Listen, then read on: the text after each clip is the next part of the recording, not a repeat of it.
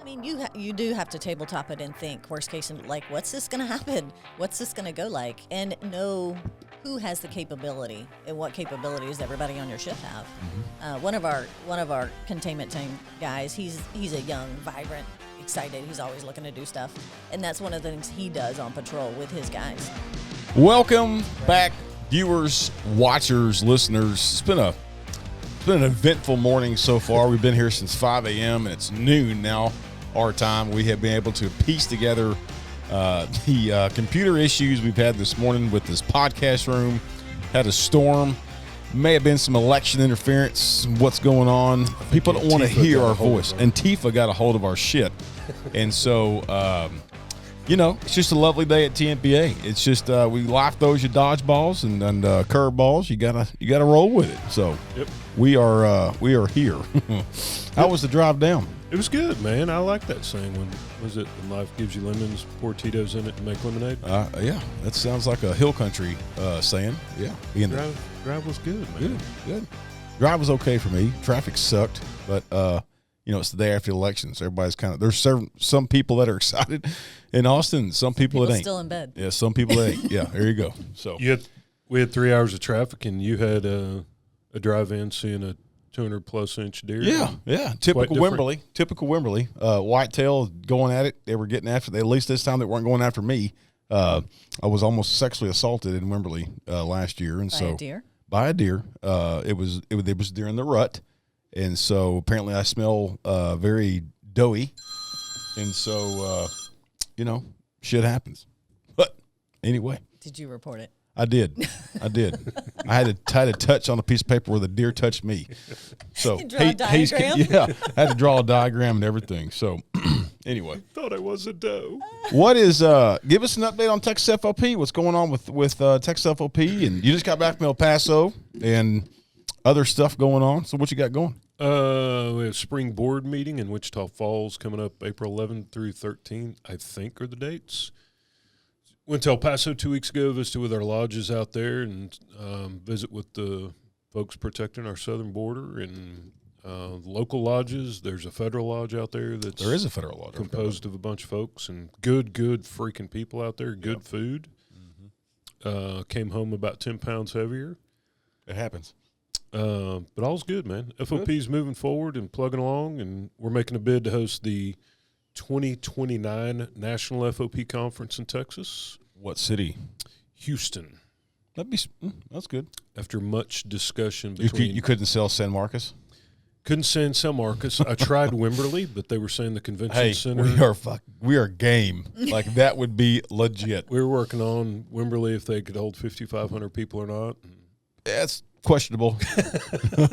We had a whitetail banquet the other day that held about 1,000, and it was at capacity. Maxed the whole city. Yeah, you couldn't flush anything because we're in a water restriction right now. So by the end of the night, it had an odor amongst the city. So yeah. All right. But yeah, it's a nice gala when you got to go outside. It's a nice gala when you got to go outside to pee. That is that's rural Texas right there. So who we got on? We have on a friend, a coworker. Laurie Burks from Rockwall PD, new field rep. Not new now. She's been here about a year. She's been on since May. Since May. Been on since May. That's a Texas year. Yeah, there you go. Yeah. Laurie Burks. You have been involved. Really, Clint's been talking about you for some time now, because you've been in local association leadership. I mean, in a good way. In a really good way. You've been involved with Rockwall POA leadership for such a long time, and so it just makes sense. We had this conversation last year. The best field reps we have are those that have been involved with local associations, and so the opportunity came up, to bring you on as a part-time field rep, kind of get the feel of things, and so we're excited to have you. I know you've already been involved since May, but you're starting to kind of see the different dynamics, and you've got an interesting career with Rockwall, and we're going to dive off into some of that. So, man, welcome aboard, Laurie, and with an IE, correct? Yes, Laurie. Yeah, my mother says Laurie. Laurie.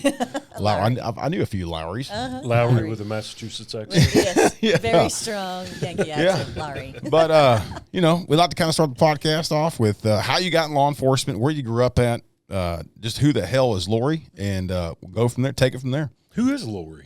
Who am I? Somebody asked me that yesterday at the range. I was shooting really well, and he goes, "Who are you?" And I was like, "I don't know." Wonder Woman. Yeah. So I was born in Massachusetts. So I am a Yankee. I lived in Florida, lived in Maine, lived in Texas a couple of times. First time we came here, I lived in Oak Cliff. Probably early 80s. Wasn't so bad. Moved to Maine. Came back. We lived in Pleasant Grove when I first moved here. The Grove. We lived in Pleasant Grove. That's a big difference in Maine and the Grove.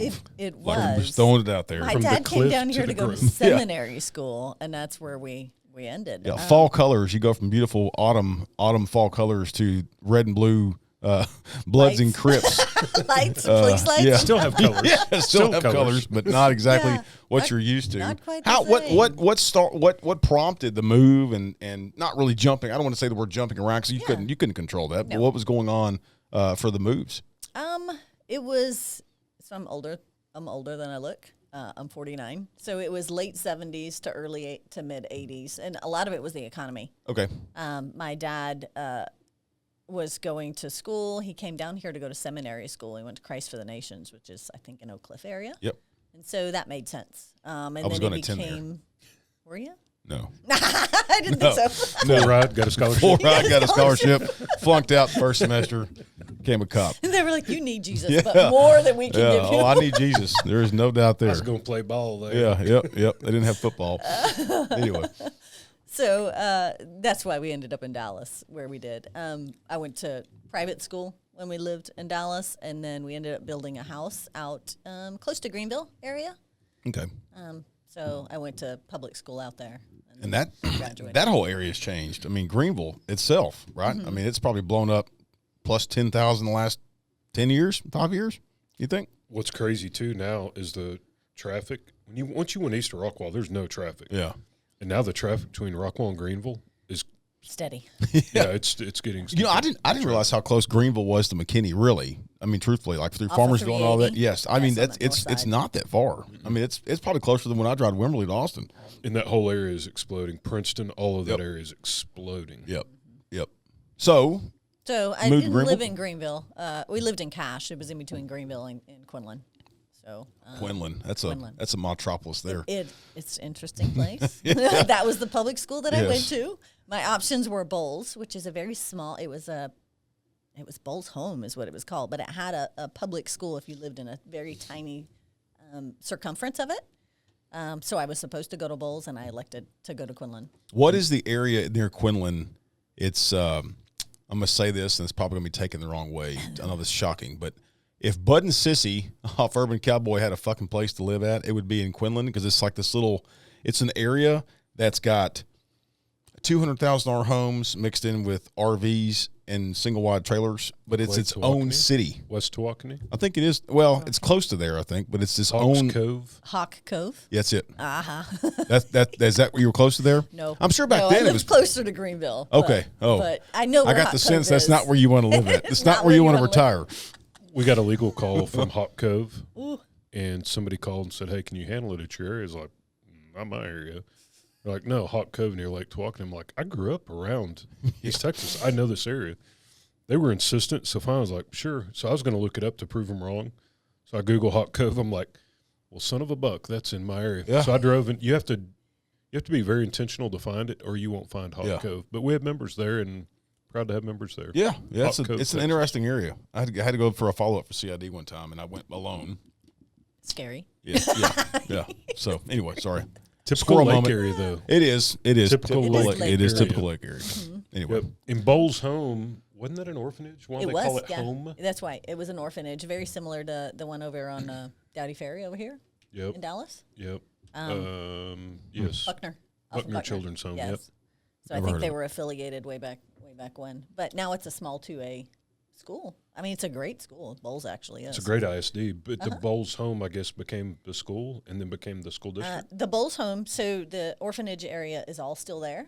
And they have houses there and everything. And then it was a private school for the orphanage, and then it opened up to an actual school district. And it's a really good small town, but it's a really good ISD. Very good. I can relate. It's weird. It's like Martin's Mill, south of Canton, tiny place, but literally people from out of state move there for their school district. Wow. It's weird. That's cool. Yeah. So you graduated high school, go to college. Yep. Let's dive off into how you got your career started with Rockwall PD. So I don't have this great story. Everybody has this story about how I wanted to help people.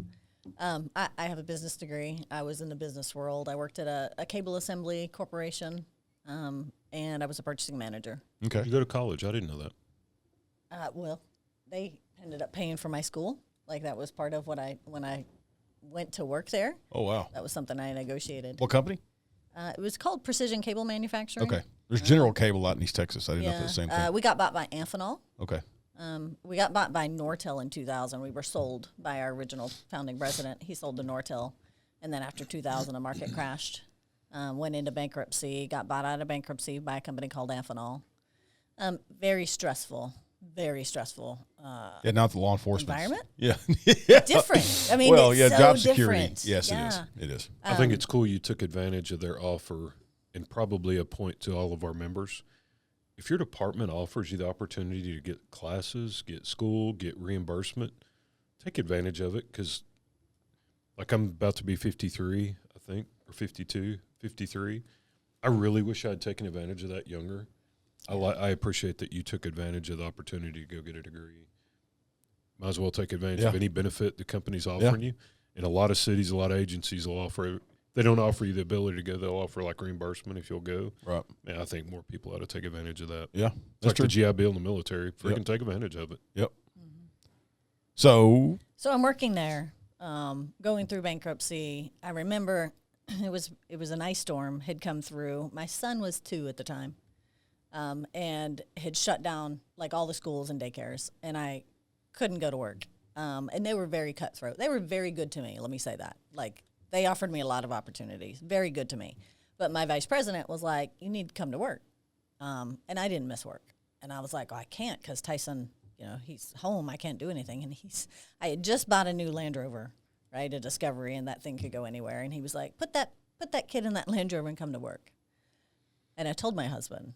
At the time, and he did not appreciate that, and he was mad. Rightfully so. Rightfully so, absolutely. Yeah. Like the safety of my kid was way more important than one day at work, but not to them. They were hardcore. And we're talking, and I said, "Well, you get off all the time," and he did. I was like, "You get off all the time. What are you going to do? Go be a cop?" And he laughed at me and said, "You couldn't do this." And that's what happened. So. Somebody told you no. Somebody said I couldn't do something. Yep. That's my story.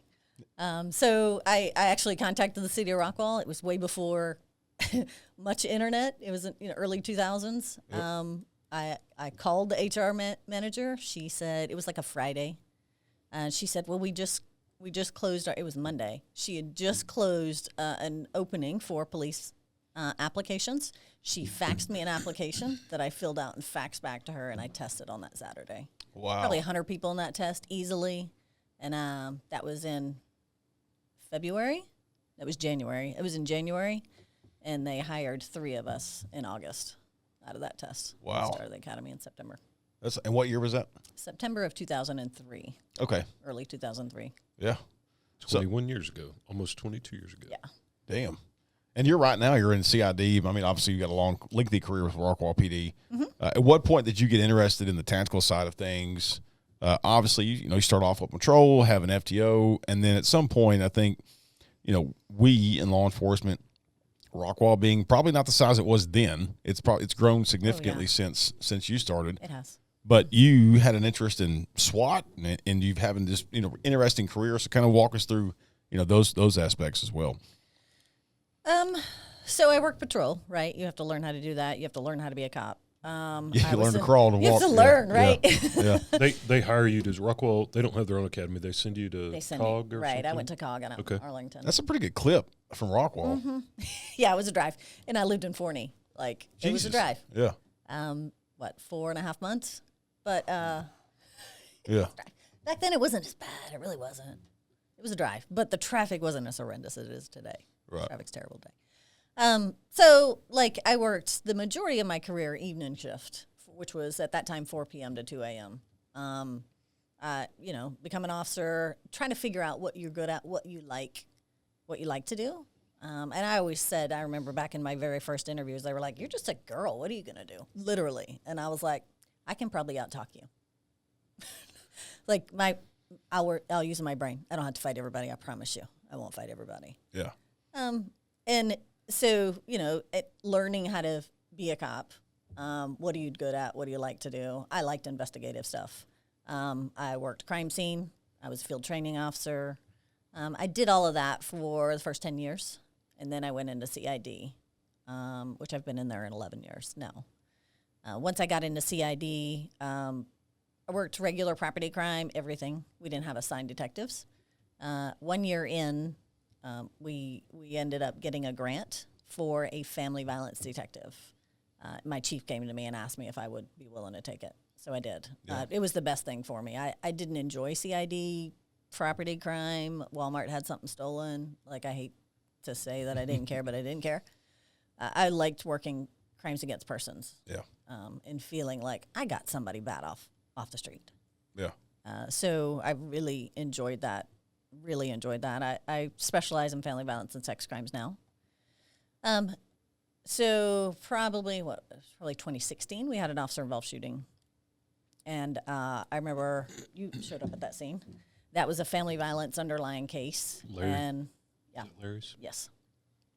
So I ended up going to the hospital, interviewing a victim, working through all of that. And, over the next couple of days as a detective, you're watching body cameras, you're watching all of these things that are going on, and trying to put the scene back together. And the officers Y'all were handling that were on the scene, investigation? Oh, yeah. The officers that were on the scene, the Rangers were too, but, we were watching body cameras. We pulled phones, all of these things. Watching their body cameras, there were probably 5 officers on that scene. And what was going on is the suspect, there was a squad car behind the suspect's car. He was parked. And he gets into the car, and he starts ramming squad car, pulling up, back and forth, back and forth. You're watching the scene and watching all these officers that are there, and there was a very young officer there, and he was in the back of a truck, and I remember him like going, so and so do this, like giving everybody commands and direction on what to do next to try to stop this guy from continuing this before the shooting occurred. And I was like, God, Colin Hartman's a little badass. Like, what is going on? He is telling 20-year cops what to do, and he was. And after watching that, I was like, back it up. Let's watch it again. And literally, he was dictating to everybody what to do next. Handling business? He was handling business. And I was like, why? He is awesome. And I sat there thinking, and I told the other detective that was looking at it and watching it with me, I go, I know why. I was like, he's in SWAT. He trains for this all the time. And he was like, yeah, that's probably it. And I was like, I'm going to do that. And he looked at me, and he was like, yeah, whatever. You ain't doing that. You're a girl. You ain't doing that. So when the next opportunity came up to put in, that's what I did. Somebody told Laurie no. Here we go again. Yeah, exactly. I mean, no, like the training and the opportunities that they get, and clearly, it worked. It stuck with him, and he was awesome, and he is. He's a great team leader. And for those that don't know, SWAT, majority of Texas, I would say 95% of Texas, maybe even more than that, are considered part-time teams, right? Yes. And Yes. so TTPOA, what's the national NTOA. NTOA, they put out, recommendations of what they recommend for tactical teams to practice, train. Part-time teams typically do 8 hours a month. Some go more, some go less. But it's an opportunity for, I don't want to say your average patrolman, but it's an opportunity for any cop out there that has an interest in, getting on a team to have 8 hours of essentially every department out there, like the Chiefs Association. It's mandatory. You have to follow TTPOA or NTOA. Right. And so it's back to your point, it's a good opportunity for you to go through training that the department's providing and hone your skills and not become a badass, but get the experience within the training. Because what's sad is that you train and train and train for the unknown, right? Mm-hmm. And so it gave you the opportunity to do that by going into SWAT and improving your skills of what you saw on the body cam footage. Right. Yeah. I mean, it makes you better. It gives you an opportunity to hone in skills. A lot of times officers don't get to shoot their weapons unless they're going on duty once a year, or they're doing it on their own. And ammo's a lot of money. Yeah. You know, so to learn, all right, I'm not doing this. Watch me, right? You're a range commander, and you have that expertise. Help me figure out how I can be better. And they do that. I appreciate that every opportunity you get given to improve or better yourself in the profession, whether it's at work for the wire company and going to college, or I don't want to be a property crimes detective. I want to go learn some additional skills. Then SWAT, I want to learn additional skills. I think it's something to highlight is somebody doesn't rest on their laurels, and I think that's part of what sets really, really good cops apart from people that just want to kind of just be in neutral through their whole career, is take advantage of the opportunities you're given. Yeah. Yeah. And make no mistake about it. I think every department, and this may be also misunderstood as well, but every department has situations or officers where we had one at Marshall, God rest her soul, her name was Bessie Sellers. She was a female, and all she wanted to be was just a patrolman. Like her entire career, she wanted to be just a patrolman because she liked being out there on the streets, and that's perfectly okay. Every department needs those kind of people, right? Yeah. But then also departments, good ones, it's good to have different avenues of, you may not want to promote, but you may want to go on the SWAT. You may not want to promote, but you may want to go on the CID. And so having those options available, number one, it keeps you engaged with your department, but it also gives you the experience to be a better cop and to, hone in and give you more experience as far as the different facets and fields within the law enforcement community. So, yeah, that's badass that you continue to get told no, and you're like, well, hold my beer and watch this, you son of a bitch. I'm fixing to put it on and do it, right? And then for you also, yeah, exactly. And then for you to do it in the tactical aspect, there's not a whole. We just had this conversation. Maybe 30 females in Texas, I would think, that are on tactical teams, roughly. If we're wrong, prove it to us. I don't know a number, but I haven't seen a whole lot. No, somebody correct us in the comments. Yeah. So sure yeah, that's cool. And I mean, and you may not see this now, but you are setting the standard of what female officers could be, right? There's not a whole lot of females that have an interest in this profession. And so thank you for sparking that interest up, because you don't know. I've got a daughter, right? She turns 12 tomorrow, and she sees somebody like you of getting told no in a male-dominant profession, and you're like, no, hold my beer. I'm fixing to go show you why I can. And so thank you for doing that. It's pretty cool to see. And now, now to see as a field rep, you can expand that and show different female officers across the state really how to do it and how to do it right. So thank you. I appreciate it. Thank you. So let me ask you, I can't relate to being a petite female. Was it ever getting into law enforcement at first from the get-go early on? Did it ever cross your mind like, oh shit, or this is intimidating, or because you don't strike me as the type that it intimidated you? And then taking it a step further to get onto SWAT, were you like, what did I really get myself into? Or was it like, let's saddle up and do this and see what we got? I probably didn't know what I was getting into from the get. I remember going to my first oral board, and I had my ex-husband didn't help preface me like, hey, this is fixing to happen. He probably didn't. selfishly. Right. He probably, maybe selfishly, but maybe he thought, you're going to earn this. If you're going to get it, then you're going to get it on your own. I'm not helping. It's shitty not to do it, though. It's okay. It's okay. I know I did it. Right. I remember going to that first oral board and it being a panel. I had no idea what I was walking into. And it's a panel of five people. And they were big monstrosity men like Clint, big guys. No, tall, probably 6'3". I'm 5'7", which I'm pretty tall for a female, but I was thin. And I remember walking out of that board and going, all right, I'm not going to be short again. And I wear heels. The next several different interviews that I went into, I wore 4-inch heels. That's what I do. I'm not actually very tall. So one of the guys that ended up into the academy with me, he came out of dispatch, and he remembered talking to me multiple times as I had come into the police station. And I remember on day one of the academy, he goes, you were close to 6 foot tall. And I was like, no, I wasn't. I'm 5'7". I've always been 5'7", but I was not going to let anybody intimidate me. Just the feeling of you're so much bigger. I'm not looking up at you again. Yeah. I don't know. One of the dispatch supervisors and a new IT girl had come in earlier this week, and she was talking about heels and how during her first interview, like she was like, I'm not letting them intimidate me. And it reminded me of that because I remember it being a sparking like in my head, like, all right, I've got to even this playing field.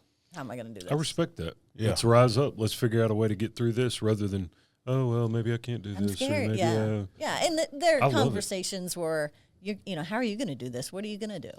And so, you know, that's what it's meant to be, is to, you know, make me realize and scare me, maybe intimidate me. See, am I really certain this is what I want to do? But yeah, I'm not. Did you walk out of your board confident, your first board, or like 100%? Did you really? Yes. I did not. I didn't either. I did not. Yeah, I didn't either. It's like, well, I screwed that, and the guy walked out and goes, you did great. I was like, what? I think he may have just left. Yeah. That's funny. No, I did. I walked out confident. Like, That's good. got this. So the next step was SWAT. Mm-hmm. Did you apply and then like, what did I just, or did you feel like, yeah, I can do this. I'll fight and get through this. I did. I'm pretty physical. I even teach. So I went to Cooper School also. I'm a Cooper fitness instructor for the department. I teach physical fitness classes to gyms in the morning. So the physical fitness aspect didn't even cross my mind, like that one might be an issue. It is very physical. Certainly that first test was. Most of those guys I've known, you know, I am the second most senior person on the SWAT team. So, wow. you know, there's some respect also there for me. They don't pick on me, and they never, ever did. They are certainly there as 100% my brother to help me. Yep. And work with me. They're not there to intimidate me, and I certainly do appreciate that about them. Did y'all put on your own SWAT school, or you go through one? I went through DPA or Dallas M4 Operator School, and then I went through a SWAT school. I think McKinney and Irving. Yeah. Kind of. It was. Those are good teams too. Yeah. McKinney and Irving basically ran that team, but it was in McKinney. Yeah. Nice. That school. The school was probably at Irving's range. It was in between McKinney. We did McKinney's range. We did some stuff in Irving. We did some stuff out in Salina. So we traveled each day, different places. That's cool. Yeah. It was a good experience. So at what point did you? So you've been told no, you've completed it. You became a cop, then CID, now SWAT. At what point did you get involved with the local association there at Rockwall? Very early on, I got on. I was back then. It was a secretary treasurer, probably in 05 or 06. Oh wow. So okay. pretty quickly on. I've come off the board a couple of years and then back on, depending on what was going on. Yeah. Especially in my home, I had another child. She's 17 now, so there was a point that I had to step back, and then I've been on it consecutively, probably for the last 7 years. Okay. I haven't come off. Okay. Have you ever been the president? Yes, Or I you have. always just run it? No, I've been the president. I didn't know if she'd ever been the president because she's always ran the association. And she's never been the chief, but it seems she runs the police department. No, She's never been no. the police chief. Yeah. That's funny. What's funny, you mentioned the 8-hour SWAT day. Their SWAT day is Tuesday? Mondays. Mondays. So on her Mondays, will you teach at the gym 4 mornings a week? Yeah. So her Mondays, she teaches at the gym Monday morning. Then she goes and works CID all day. Then she goes to her 8-hour SWAT day in one day. Oh wow. You got to carry on a full caseload with SWAT. Yes. That's because it's a part-time team. Yes, it is a part-time team. And let me clarify, there's 2 different divisions of SWAT. There's an entry team and a containment team. I'm on containment. And I'm 100% happy with where I'm at on SWAT. Right. How big? How many officers are on your SWAT team? 18. Oh wow. Okay. Yeah. That's a hell of a team. And we're a part-time team. You know, Yeah. a lot of, I'm the only detective, but some of them are narcotics. Some of them, the majority are coming out of patrol. A couple of traffic guys. Yeah. For our non-LE listeners, I would imagine the only full-time teams in Texas are Dallas, Houston, Austin, San Antonio. Arlington Worth. has a full-time team. Oh, do they really? Yeah. Oh, that's Because of the right. Dallas Cowboys. Well, And the Raiders. they're full-time SWAT, and all they do for their normal assignment is make cover. What cover units?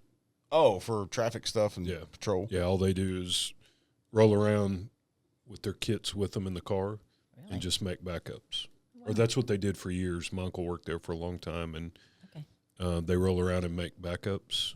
They don't take primary. They don't. So basically, they're supervisors. Sorry. They don't take primary. They're backing Sorry up. about that. I only know they're a full-time team because in that operator school, there was an Arlington guy there, and I was like, y'all have a full-time team? And he talked to me quite a bit about it, and I was dumbfounded. Yeah. And that may have changed now, but back in the day, all they did was roll around. They had all their gear with them, so if there was a call, they had people like out on the streets ready to meet up. Yeah. But they'd just make cover. We had a DWI one night, and the dude rolled up. I'm like, Jesus, who's that? And he goes, hey, SWAT. They make covers. Interesting. Jesus. Yeah. I think that's a good cover. It is. It is a good cover. Wouldn't it be nice it is a good intimidating cover. I, and just in my experience in East Texas, it seemed like a lot of the regional teams that are combined with PDs and SOs. Mm-hmm. If you can set aside the egos, because God knows sheriffs in Texas love to get egos, and there's one out there in East Texas that has a huge ego. But when it comes down to PDs and SOs, it seems like some of those regional teams, when you get the different aspects of all the different agencies and all the intertwines, it seems like they run a little bit better. And I was on a city SWAT team for a number of years, but it's always fascinated me. Is that when you were a TFO? No, I was a TFO at the time, but. Could you say TFO? He likes to hear that. Ooh, you like that? TFO. I love TFOs. Yeah. It's cool because you have different, just like us. If us three are together, you worked at Rockwall, Garland, I have East Texas, and so you have these three different mindsets. Right, three different backgrounds. Three different backgrounds, but like it seems like some of the cities, they get, I don't want to say caught up, but there's benefits to both, I think. And I think that when they get to regional teams like that, there's just a different approach, and there's more of a different dynamic than just a city team, you know. But that's just as long as they're training together. Well, that's the I agree. thing. Like, yeah. You know, if you're even on a patrol call, and you've got some people that are, you know, brand new on, and then you've got some with some SWAT experience. Like, you need to know how everybody's going to maneuver and what their tactics are, how they're going to move. Touch on that, please, because I think that the average patrolman right now just thinks, well, I'm not on SWAT, or I'm not going to have any kind of tactical. It doesn't make a shit. 9 times out of 10, they're going to be the ones responding and be the first one on scene anyway. Yeah. And so if you're not training with your shift mates on what am I doing, I was constantly driving down the road going, shit, what if a car blew up? Man. Yeah, 100%. Talk about that. Being an active law enforcement right now, and talk about the importance of that, of training with your shift mates on patrol right now, even in CID. Yeah. I mean, you do have to tabletop it and think, worst case, like, what's this going to happen? What's this going to go like? And know who has the capability and what capabilities everybody on your shift have. Mm-hmm. One of our containment team guys, he's a young, vibrant, excited. He's always looking to do stuff, and that's one of the things he does on patrol with his guys all the time. And so, like, he's taking the initiative. And there are guys that are like, I don't need that. I'm not on SWAT. Well, he's not trying to teach you SWAT. He's trying to teach you tactics and to know, because you are, as a patrol officer, you're going to be the first one there. Uvalde. Yeah. Even in SRO, a lot of our, several of our guys on SWAT are in the school, and that's fantastic. Yep. Those are the people that are going to be the first on scene. They need to have the best tactics, the most fresh, and the most amount of training. Yep, I agree. And I think the depolicing, the Ferguson effect, the culture, and the anti-police rhetoric has harmed our culture internally so bad. Oh, yeah. And a lot of people now are like, do my 8 and go to the house, do my 12, go to the house. And my days in patrol, we worked so close together that, if you showed up, I knew what you would do. And if you did this, then I knew I was going to do that. Or I would know how you were going to handle a call because we worked collaboratively together. Right. And I feel like to some degree now with the culture being, I don't trust my coworkers, and depolicing, and I think you're right, but I also think it has everything to do with the society, in the sense that our cell phones, right? 9 times out of 10, 95% of the patrolmen out there, because they're not scared, but they just know the risk. Is the you say it all the time, is the juice worth the fucking squeeze? And so I'm not going to go out there and run traffic stop after traffic stop after traffic stop and then run the risk of getting complained on. And in majority of departments now, because you have to fall in line with the Texas Police Chiefs Association, when you're under an IA over a simple complaint, that shuts you down. Yeah. And so now cops, they literally are in a bubble by themselves. They sit in their patrol car and they're what? They're strolling social media, just answering, being not proactive, but reactive on different patrol calls. Especially Dallas County, Travis County. Yeah. So, to your point, I think yes, it's caused that, but I think society in general with smartphones and technology has also kind of reverted back a little bit from the community policing that we once were. Yep. So society in general. A lot of their 4 or 5 year on cops came on during COVID. And if you think about what were they allowed to do during COVID, nothing. Well, that's true. They had to sit in cars. Like a lot of agencies were just taking phone calls. They were not allowing officers to be out. I didn't miss a single day of work for COVID. Like we didn't have that option. But a lot of our patrol ones, they were encouraged. I forgot my mask. I was gonna where's your mask? I was gonna wear my Put it mask. right Oh shit, yeah.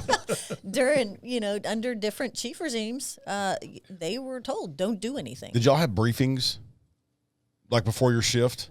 We did, but during COVID, I don't think they could, or they had to separate. Yeah, it was so stupid. ridiculous. And they shut it out, and then they never reverted back. I'm telling you, some of the most probably, and I'm gonna say it, some of the most inappropriate but funny, hysterical, and brotherhood, sisterhood, camaraderie moments have been in to be briefing. together. People need to be together, Yes. and if they're not, because of whatever it is that's going on, then it's going to change that. Yeah. The society and how they move The forward. scenes from End of Watch, the movie End of Watch. Yeah. The camaraderie and the cutting up, and you got to be a family to do the This job was, well. and this is no shit. It was a guy on my shift. It was day shift. I was a motor cop. And so he was going through a bad divorce. We're ruthless and we eat our own. And this guy had been up all night fighting with his wife. And so he falls asleep in briefing. And I was like, hell no. And my sergeant's like, fire that bitch up and bring it in here. And so I was like, well, if I fire it up, because back then, we would drill for you motor cops out there. We would take a hole saw and we would drill out the baffles on our motorcycles on a brand new Harley Davidson. One time the chief caught me. It was a big deal. Anyway, so I roll this bike into briefing and we jack it up on a jack stand and we fire the bike off. While he slept through it all. While he is knocked out, full uniform. Oh my! We used to have the best time. One time, I'll tell you, this is a funny story. Donut shops in East Texas. We'd stop by and get donuts for day shift. We were a really tight knit family, and right before we would go there, there's this crazy sergeant I work for, Jamie McConnell, and anyway, we went to a possum call. This possum had given birth and had all these possum babies. So we went and got these veteran camel babies.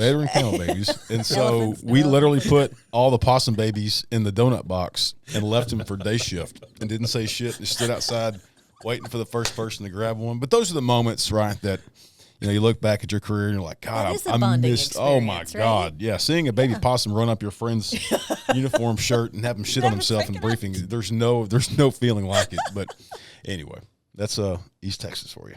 Now we don't have that anymore. It's just the firemen that get to. Yeah, it's just the firemen get to play PlayStation and work out all the time. But anyway, well, so right now with your local association, you are what? You've also, let's talk about the purse bingo. Let's talk about the success at Rockwall for the purse bingo. Yeah. And how that got started and kind of what benefit that is. So.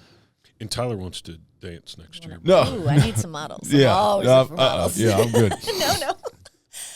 So the purse bingo that we participate with benefits the Children's Advocacy Center of Rockwall County. Okay. So It it's is called massive. Yeah. Clint was my model one year. He was. Rip. He brought in so much money. It was great. I bet. Drunk blind women. I remember him walking off stage. He goes, Laurie, there's hundreds in my pockets, and I don't know where they're all at. When we first started, so we do a purse bingo at Tmpa, as you're well aware. And when we first started this, my wife had said, hey, we need to do something for the ladies. And so thank God the board, executive staff, Clint, they were receptive to it. They were like, hey, let's do it. But when I was trying to explain, like, okay, this is how you do it, the look on their face, it was priceless. Because no guy's going to get, I was a model at one in East Texas, and so I kind of knew how it worked. You're my next model. Bullshit. No, but You just stuck when yourself you, in there. yeah, but when you explain it, the fun the ladies have when they go to these things, it's remarkable. But there's so much money to be made. So much money Money It's to be made. insane. It's crazy. How many women were there this year? 700. Yeah. Yeah. 700. Talk about Yeah. intimidation. And I get it, right? Like, Yeah. y'all are getting on a stage and walking in front of, Yeah. or dancing. A lot of them are dancing in front Yeah. of 700 different women. Yeah. I would rather go fight 5 suspects by myself than to have walked it. That was You have never come back. I don't know no, why. it was. I swear to you, it is. Yeah. I got Joe King on one year, too. Did you Was he really? on the same year as you? But he would no. He did so good. He started with... He took his shirt off, didn't he? He did. I He started with, knew. Shocker. I'm not a model. Shocker. I'll come volunteer. And then the next thing was I was mad at a fireman because he bailed on me Thursday before the Saturday, and I was probably MFing some. And he was like, okay, I'll model, but I'm just walking. And I was like, what? And we're friends. He's a good friend. He Yeah. graduated the same high school with me, so I've known him I didn't know 25 that. Joe years. King did? Yes, he Okay. did. Yeah. Did not know that. Yeah, so Great we've guy. been friends for That's right. Because 30 remember years. he was talking about he grew up near Terrell. That's right. That's right. Oh, he said Terrell. Nobody wants to say Quinlan. No, he didn't know what to say Quinlan. He's also from Pleasant Grove, I think, or Oak Cliff. Yeah. Like Yep. he went to school out there too, which was funny. But so it went from, all right, I'll just model. And so day of, he gets there, and right before he gets on stage, he goes, hey, can I take off my shirt? And I was Well, like, hell yeah, yeah. sure, Joe, take your shirt off. And he was a hit. It was great. That's but awesome. He didn't come back either. I'm just. Not, I don't know about this. I'm not going to do this. Can I take my shirt off? I don't know how we went. He wasn't drinking. I don't know how we went from I'm not doing this to, all right, I'll take my shirt off. Was Curtis on one? Was he a model one year for yours? He did Bags for Badges, which He did benefits the Dallas's. ATO. Okay. Yeah, Yes. this year. He did. Dallas's did Yeah. Yeah. Bags For the conference. Badges. Okay. Well, more than welcome to take it over the purse bingo for TMPA's conference because it's been a huge success. Yeah. Does it make a lot of money? Like, No. what's it go to? And so that's one Okay. thing we're looking at, exploring it to go to TMPA charities is that. But it began because Just look, give them something to do. to give them something to do, Yeah. right? And so Janet was like, "Hey, let's start this idea." It's been a good success, but I think we're at the point now where we should start making some money on it. It's just a catch-22 of kind of we want the ladies to enjoy themselves. We want people to bring guests and be Yeah. a part of the TMPA culture and the TMPA family, but we'll have to explore that. So Yeah. but anyway, Ours this year made over $200,000. yeah, I don't doubt it. Yeah. I do It's not a doubt big it. event. What's cool is that I was able to get models from all over. Yep. So I had DPD, I had some Dallas Fire Department, Roy City, my son, Rockwall, Fate, Heath, all over. And I remember one of the DPD guys, he had just done Dallas's. Bags for Badgers was Yep. in July, and ours was in September. And at the very end of the night, it was right before he was going to get back on stage. He was just talking, and he's like, God, this is so cool. Like, this is different than Dallas's. And I said, Yes. I was like, it is different. I go, like, put it into words. How explain what's so different about it? And he kind of looked and he was like, Dallas is an event. He goes, this is a party. And I was like, I'll take it. Thank Yeah, you. yeah. Appreciate It is, that. Yeah. It's a party. Like It's a party, right? I don't dance, but like some of the guys are going out and getting in the crowd dancing, and the women are all dancing, and everybody's dancing. But the cops have an unfair advantage. Firemen are used to dancing with other men in their underwear. Yes. And it was awkward for me. I've Yes. never danced with another man Yes. in underwear, so it was. We're at a disadvantage on that. Right, we are. That's awesome. Disadvantage. Well, Y'all are. man, what else did we need to cover for Laurie? How's it been being a field rep? What's your thoughts? Well, when you first approached me about it and we talked about it, like I didn't know what I was getting into. And I didn't want to say I would do something that I couldn't fully commit to. Right. I respect that. She spent, 2 months? Yeah, a little while. Like marinating on it and let me think on this. I don't want to obligate something that I'm not committed to. And I like that because I don't want a half-ass person here. So Yeah, I didn't want to respect that. half-ass it. I didn't want to say I could do something and just be overloaded and be like, in a couple of Right. months. So it's been very interesting. Field calls, just reading them, those are interesting. Yeah. But I have had fun. Good. I've had fun. Good. It's funny, and I told Tyler this when he came on board, and I learned it myself, and we talked about it. In your bubble, you only know what you know, Yeah. and you feel like, because he was tenured when he came on, you're tenured. I thought I knew a lot about association business and labor. I'm like, man, I know this. And then when you come on, you realize I was looking at things through a lens about that big, and now I'm at 40,000 feet. Holy crap. Yeah. There's a lot goes on, and the cultures, the police cultures, from how Panhandle does things to how the Valley does things to how East Texas does things to Waco to El Paso. Yep. Police work is so different. I mean, it's similar. It's all police work, but the style, the culture is so different. The issues, one agency, we have this problem, and it's all pay. In another department, it's all manpower, and in another departments, we had our chief, and it's all these issues, and everybody has issues. It's just different issues. But every one of them, it seems like it's always got something to do with the computer program, with the database, shift work, and the uniforms. Those are the top three. I used to say that we couldn't get people to show up at meetings unless it had to do with money or shifts. Yeah.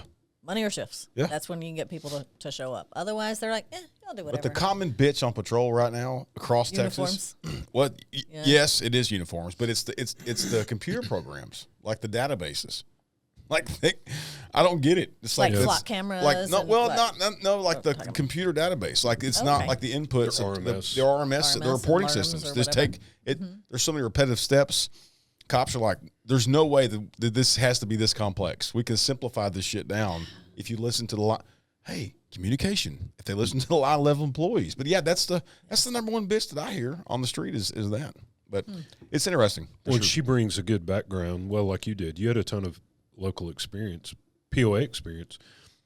She's been through the good times at her department. She's been through the really rocky times at her department. Yeah, I think it gives a good foundation. I mean, you had some of that too, and it gives such a good foundation for this role. And I'll tell you why. Because we've had the good days, we've served through the bad, and I think that every time that somebody within Tmpa, the 34,000 members that this organization represents, you don't know what each call represents. It could be at that member's high, or it could be at that member's low. And I think that when people like you and I, who have served in leadership capacities at a local level at such different phases within our associations, we can understand and relate, and that each call does matter. And that when you call us, you're not just a number. You're a part of this family, and that call is going to be served with honor and respect that it should be, right? And I think that's the key difference, I think, between us and any other organization in Texas is that our field reps and our staff here are all former or active law enforcement and have always served in some type of capacity within a local association. So we get it and we understand. Yeah. But like the two things, the something that sticks out in common between you two, during the good times, y'all been involved in it, but during the bad times, y'all didn't shy from it or just say, screw it, I'm going to be disgruntled. Yeah. When y'all been, both of y'all, because I've dealt with you during it, during the really dark days at your agency, y'all worked to be a part of the solution, not a part of the problem, or not just to shut down and complain. Both of you exactly were like, dude, this is freaking horrible. What can we do? I'm trying to work on this, or I'm working this angle right now. Yep. What can I do? Well, that's what we need is people with a fixer mindset or problem solver mindset. That's ideal, probably, because that's what we do as a field rep every day. We're trying to solve somebody's problem because it's the calls all day. Is somebody's got a problem or a crisis. And I got to be involved with both of y'all being problem solvers at your agencies rather than going, screw this place, or I'm just going to burn it down and not be a part of it. Yeah. Both of y'all were problem solvers trying to be a part of it rather than. Yeah. I remember my motto during our rough time was, I was here when he started and I'll be here when he's gone. Yeah. I will outlast you. People would call with their hair on fire. Oh, this is happening. Then the world's coming. I call her and she's like, that's not exactly what's going on. We do have a major problem. Here's where we're at. We are kind of working on it because you get all spectrum of folks when it's your department. Yeah. But I that's something that stands out distinctly. But with both of y'all is y'all went through the fire at your agencies as problem solvers, not screw this place, I'll just burn it down. Or Well, I think the one thing that you and I share is that when you and I are fully committed to something, we're committed. And commitment does not have a shelf life. Commitment does not have an expiration date. Even though right now I live in Hays County and I'm away from Marshall, Texas, I'm still attached and still heavily involved, and would be if they needed me, right? Even after long years after me being involved, because I helped build it, just like people did before me and the people will after. And so I think that's what matters. And I think that's probably what we share, is that, when you build a house, you build the foundation and you start laying those bricks. I think it's awesome. This organization does the same thing, is that I laid a brick, I walked away, and I'm a part of that structure now. And so, but again, commitment does not have an expiration date. that's beautiful. Thank you. You like that? Really That is nice. beautiful. I've been attending poetry in Wimberley. You should patent that. We have to snap our fingers every time we do it. You should patent that. What is it? Commitment doesn't have a shelf life. Expiration date. Expiration date. Patent Put that on a T-shirt. You should patent that. Speaking of T-shirts, I got a text the other day.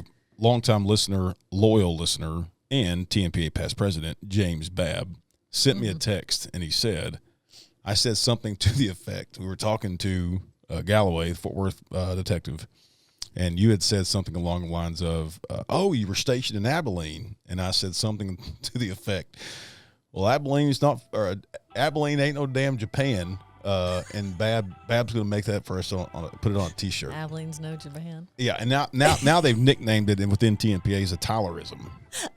So that's and Tyler Pride sends me shit all the time. I cannot believe you said X.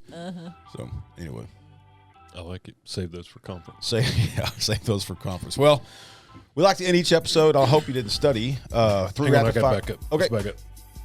Oh, What is your very, very best day on the job, and what is your very worst day that you've had on the job? my worst day was a day that I worked a 3-year-old murder. That was long days. Really tough days. How long ago was that? 2013. Yeah. And then, man, my best day's been on the job has been a SWAT day. Been a day we hit a house and we won. We walked away. Yeah. That's good. That's probably been my best day. What would 39-year-old Laurie tell 16-year-old Laurie? 49. I was giving you 10. Yeah. So one of the things I remember my dad saying to me when I was young, he was like, you can do anything you set your mind to. And he also was big about, I was the only girl. You're going to be a pretty woman. Be smart. Because pretty will wear out. And you need to be smart. Valid point. A lot of wisdom to some of the things that he said and stuck with me. I'm gonna tell my daughter that today. He's like, I remember. You're going to be a beautiful woman, but you need to remember, do you need to be smart? Is it more important to be smart or pretty? It's a great point. That needs to be on a shirt. Some of us don't get either. No. Shit, no. No. Well, he loved me. He was my daddy, so he thought I was cute. Whatever. Yeah. All right. I like all that. Sorry I interrupted you. Can I proceed? Give her the quiz. All right. 3 rapid fire questions. I'm not a drinker. You ruined it. You have studied. She done gave it away. Come on, CID. All right. What's your favorite cop movie or line from a cop movie? What's your favorite cop car? And what's your favorite drink of choice? So I don't even know if this is a cop movie, but every time you say this, I'm like, how about Tombstone? That's a police movie. Tombstone That is is 100% a- cop Yes. movie. Yes. Four. Yes. Yes. Yeah. Okay. And Wyatt Hell Earp's yes. line of I'm your Huckleberry? Yeah. Yeah, hell yeah, that's it. I had that on a tactical patch. Oh, really? Yes. I need to find that for My you and get favorite. it to you. I will send you that. Yes. Just don't get. I'm not even gonna say it. We're gonna leave it at that. Okay, Cops okay. know what I'm talking Yeah, about. yeah. Right. My favorite car is a Tahoe.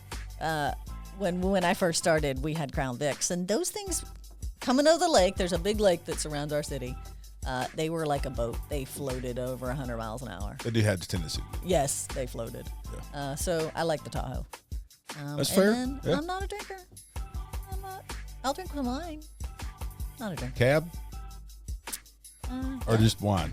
Just, sangria.